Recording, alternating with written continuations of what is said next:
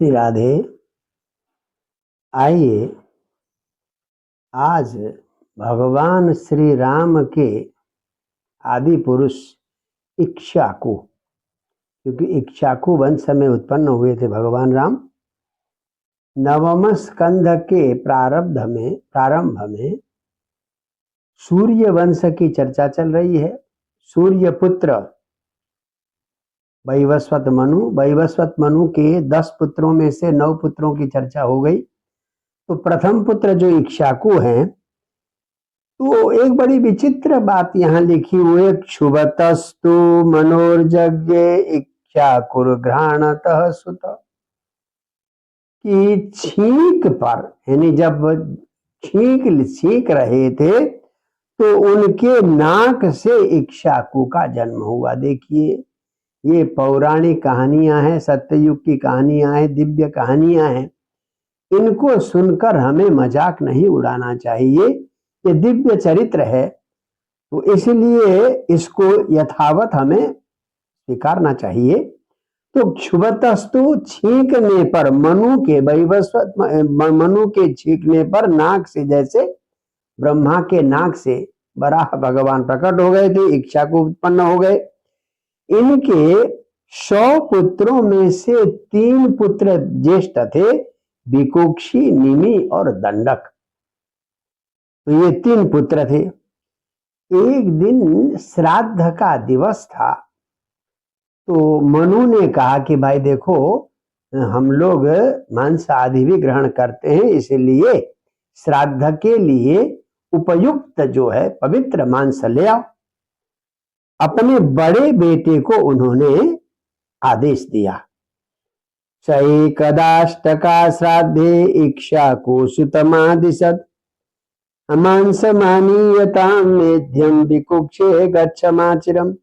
ये अष्टक श्राद्ध होती है। अष्टमी के दिन जो श्राद्ध किया जाता है हेमंत में, शिशिर में, शिष्य ऋतु में, तो अष्टका श्राद्ध के लिए मांस लाने का ज्येष्ठ पुत्र को आदेश दिया। विकुक्षी गए और शिकार करके लाना होता था। दौड़ते दौड़ते थक गए थे, तो कुछ मिले तो बड़ी भयंकर भूख लगी, तो एक खरगोश को भून कर उन्होंने खा लिया और बाकी सारा जो है वो अन्य मांस ले आए, तो आकर दिया। तो जब श्राद्ध में प्रोक्षण कर रहे थे, निवेदन कर रहे थे, तो गुरु ने कहा कि ये तो मांस अशुद्ध है। तो कैसे गुरुजी अशुद्ध है? जी तुम्हारे बेटे ने मांस खा लिया था भूलकर। ज्ञात्वा पुत्रस्य तत्कर्म गुरुणा भीतं नृप देशान् निस्सारयामास सुतं त्यक्त विधिं नृप।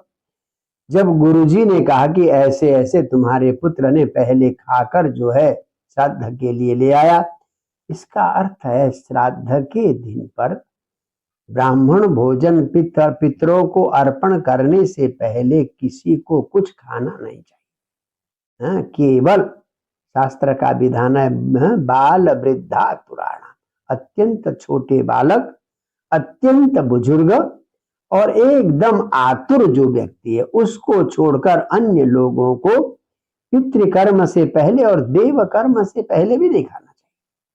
कुछ यज्ञ होते हैं जो पहले खा सकते हैं, जैसे सौत्रामणि यज्ञ में चतुर्वेदियों से भोजन मंगाया था भगवान श्री कृष्ण ने, आप 10वें स्कंध में सुनेंगे। तो वो ऐसा यज्ञ था जिसमें भोजन पहले किया जा सकता था, परंतु कुछ यज्ञ ऐसे होते हैं जो पहले भोजन नहीं किया जा सकता था, और श्राद्ध में तो पहले भोजन करना ही नहीं चाहिए।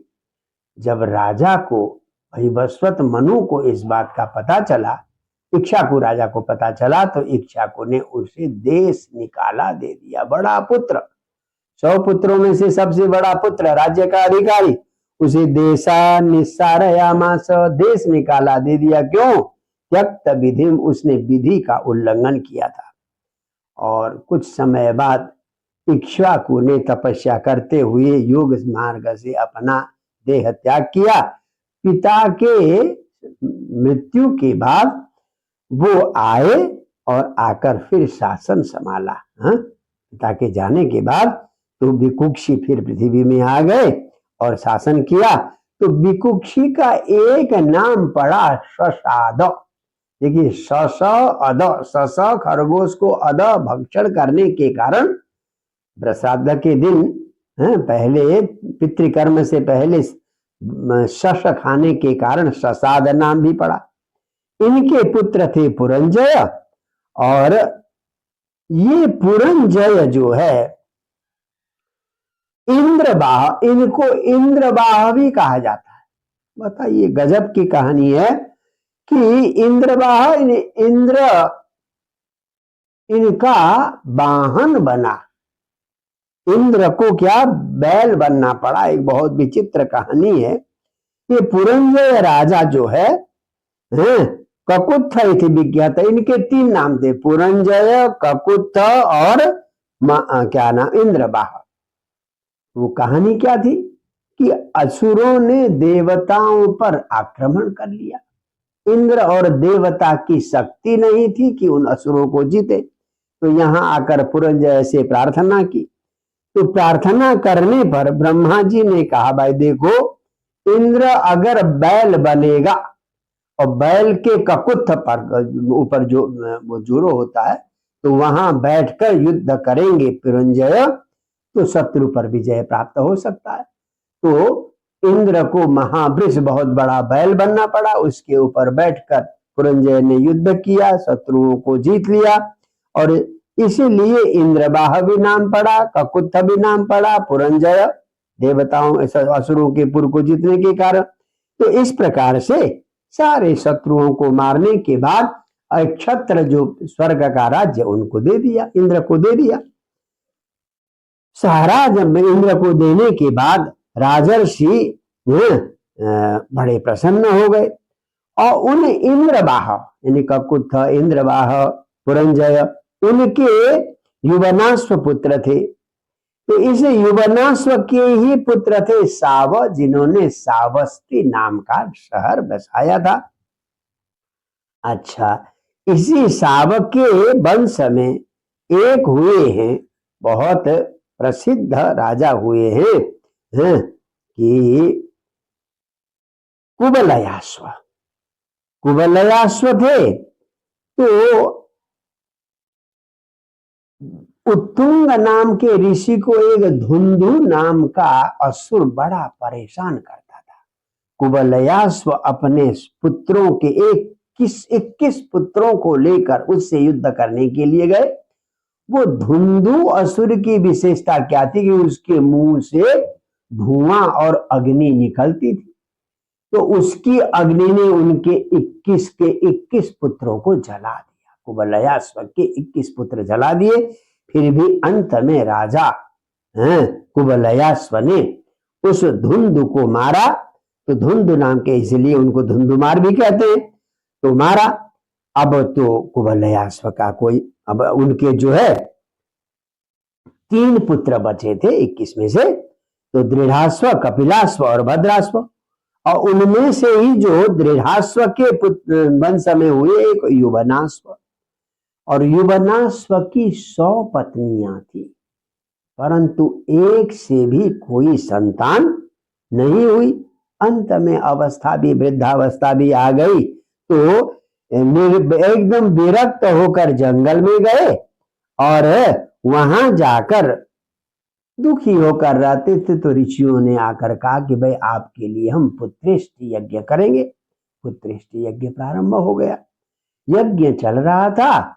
तो एक रात्रि के समय सब लोग सोए हुए थे। राजा युवनाश्व को भयंकर प्यास लगी। देखिए दैव की ऐसी प्रेरणा, भयंकर प्यास लगी। उजाले का कोई व्यवस्था नहीं थी। इधर उधर टटोलते हुए वहां पर एक घड़े में पानी रखा हुआ था, उस पानी को पी लिया राजा कुबलयाश्व ने। सुबह उठकर ऋषियों ने देखा कि भाई ये जो पुत्रेष्टि यज्ञ में पुत्र जन्म के लिए घड़े में जल रखा था, वो जल कहाँ गया। राजा ने कहा रात को बड़ी प्यास लगी थी, मैंने पी लिया। हे भगवान, ऋषियों ने कहा दैव की घड़ी विचित्र है। इस पानी को जो पिएगा वो गर्भवान हो जाएगा। कहां तो रानी को गर्भवती होनी थी और यहाँ पर राजा कुबलयाश्व ही क्या हो गए हैं, उनका गर्भ ठहर गया हैं।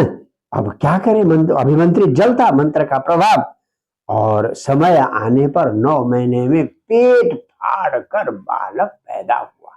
परंतु भगवान की कृपा से, ब्राह्मणों की कृपा से पेट फाड़ कर पैदा होने पर भी कुबलयाश्व मरे नहीं।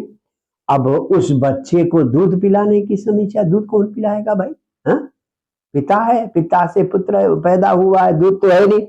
इंद्र ने आकर का मान धाता कि इंद्र के अंगूठे में अमृत का निवास होता है, तो अपना अंगूठा चुसाया है। किसने? इंद्र ने। इसलिए उस कुबलयाश्व के पुत्र का नाम पड़ा युवनाश्व, तो उन्हीं को मानधाता भी कहते हैं। बड़े चक्रवर्ती राजा हुए, कहते हैं 7 द्वीप पर उनका एक छत्र साम्राज्य था, और त्रसदस्यु उनसे डकैत और चोर डर के मारे भाग जाते थे। बहुत बढ़िया राजा थे। कहते हैं जितना जहां से सूर्योदय होता है, जहां तक सूर्यास्त होता है, सारी पृथ्वी पर उनका राज्य था। उन्होंने ससबिंदु की बेटी बिंदुमती से विवाह किया, और उन मानधाता के 3 पुत्र हुए, पुरुकुत्स, अम्बरीश और मुचुकुंद। मुचुकुंद की कहानी आप बाद में पढ़ेंगे, भगवान श्री कृष्ण उनको ज्ञान देते हैं। तो मानधाता के 3 पुत्र हुए, पुरुकुत्स, अम्बरीश, और ये दूसरे अम्बरीश हैं, और मुचुकुंद, और इनकी 50 कन्याएं थी। चलो साहब, बात सही थी। एक सौभरी नाम के ऋषि पानी में डूबकर तपस्या कर रहे, तो पानी में डूबकर तपस्या कर रहे थे। वही उन्होंने क्या देखा? मछलियों का परस्पर संभोग। मीन और मछली, मछली और मछला, ये दोनों आपस में काम क्रीड़ा कर रहे थे।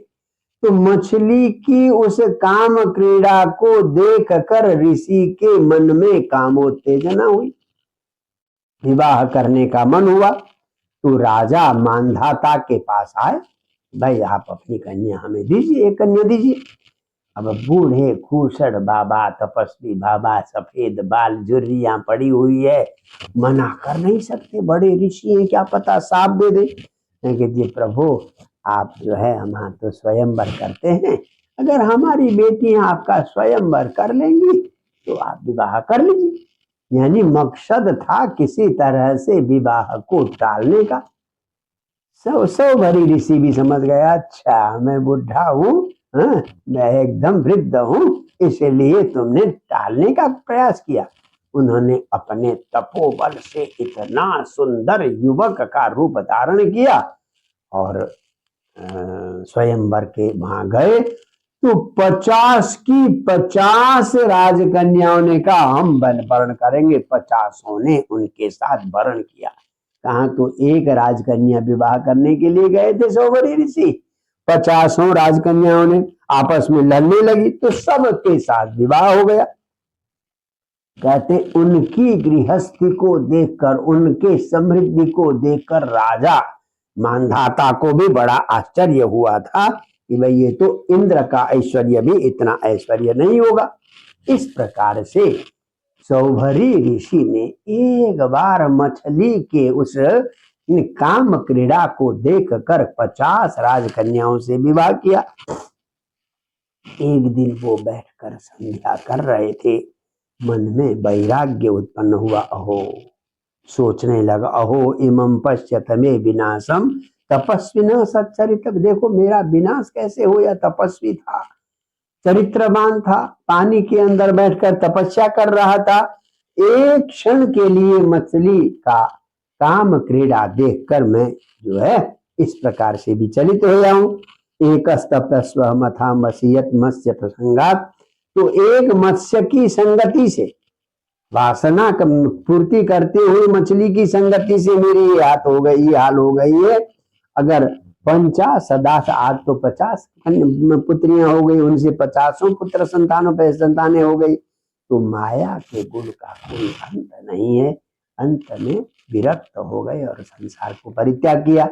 तो इस प्रकार से इस अध्याय में एक तो इक्ष्वाकु का विचित्र जन्म, छींकने से ही नाक से पैदा होना, दूसरा मानधाता का कुबलयाश्व के पेट से पैदा हो जाना, बड़ी विचित्र बात, और तीसरी बात है जो इंद्र को भी वाहन बनाकर युद्ध करके पुरंजय द्वारा इंद्र को विजय प्रदान करना, ये बड़ी अलौकिक और प्रेरणादायी होती है।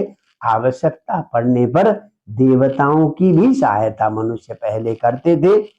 और सबसे बड़ी बात अंत में जो सौभरी ऋषि की कथा है कि अगर एक क्षण के लिए भी कुसंग हो जाए तो व्यक्ति का पतन हो जाता है, इसलिए हमें कुसंग से बचने का प्रयास करना चाहिए।